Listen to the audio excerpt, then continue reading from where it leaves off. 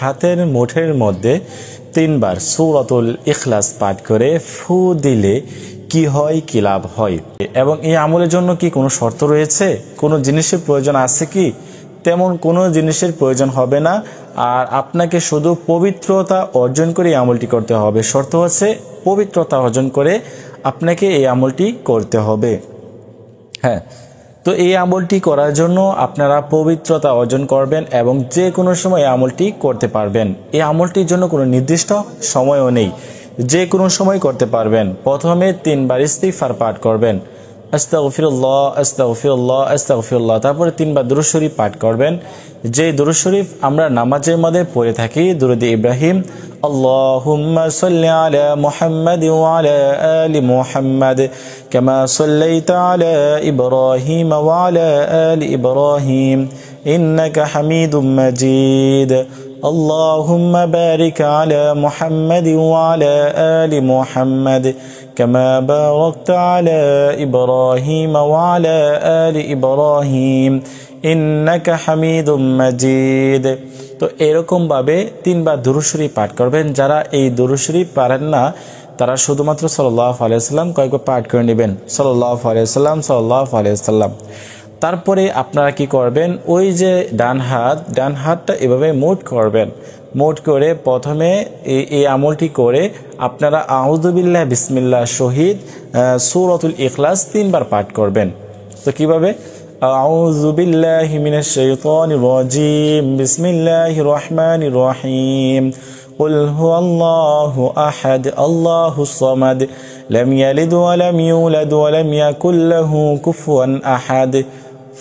এরকম ভাবে একটি ফু দিবেন এবং মুখটা আবার বন্ধ করে নেবেন।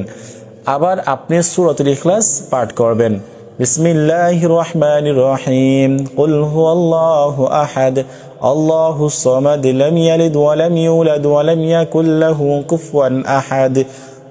এরকম ভাবে ফু দিবেন।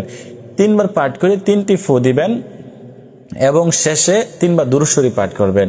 তারপরে হচ্ছে আপনি যে ব্যক্তির জন্য আপনারা আমলটি করবেন ওই ব্যক্তির নাম পাঠ করে 3 বার পরে 3 বার নামটি বলবেন, ওই ব্যক্তির নামটি 3 বার বলে আপনারা এখানে ফু দিবেন। ফু দিয়ে এভাবে কয়েকটা তালি দিবেন এভাবে, ঠিক আছে? এবার শব্দ করবেন। তো শব্দ করার পরে আপনাকে আর কিছুই করতে হবে না। তো এভাবে আপনাকে আমলটি করতে হবে। হ্যাঁ, তো এভাবে আমলটি করলে কি লাভ হবে? যদি আপনারা সূরাতুল ইখলাস হাতের মুঠের মধ্যে 3 বার পাঠ করে এভাবে তালি দেন, তাহলে কি হবে? ওই ব্যক্তির নাম নিয়ে, যে ব্যক্তির নাম নিয়ে আপনি আমলটি করছেন, ওই ব্যক্তি আপনার বশ হবে, আপনার বাধ্য হবে, আপনার প্রতি সে আকৃষ্ট হবে, আপনাকে ভালোবাসবে, আপনাকে প্রচুর ভালোবাসবে এবং অবাধ্য স্ত্রীকে বা অবাধ্য স্বামীকে বা অবাধ্য মানুষকে যে কাউকে আপনি বাধ্য করতে পারবেন এই আমলটির দ্বারা এবং তাকে কাছে ফিরিয়ে আনতে পারবেন এবং তার ভালোবাসা আপনি অর্জন করতে পারবেন। মোট কথা হচ্ছে আপনি সেই ব্যক্তি আপনার বশ হবে, আপনাকে ভালোবাসবে, আপনার কথা মতো চলবে। যদি অবাধ্য ব্যক্তিকে বাধ্য করতে চান তাহলে এই আমলটি আপনার জন্য আপনারা করে দেখতে পারেন। অবশ্যই কাজ হবে যদি আপনারা ভালোভাবে করতে পারেন। অনেকে আমাকে প্রশ্ন করে থাকেন, সেটি হচ্ছে যে হুজুর কাজ হচ্ছে না, কাজ হবে কিভাবে? আপনারা তো ভালোভাবে করতেই পারেন না। আমল যেভাবে দিই সেভাবে করার চেষ্টা করবেন, সহি শুদ্ধভাবে করার চেষ্টা করবেন। অন্যথায় আপনাদের আমলগুলো আল্লাহ তাআলার কাছে গ্রহণযোগ্য হবে না, আল্লাহ তাআলার দরবারে পৌঁছাবে না।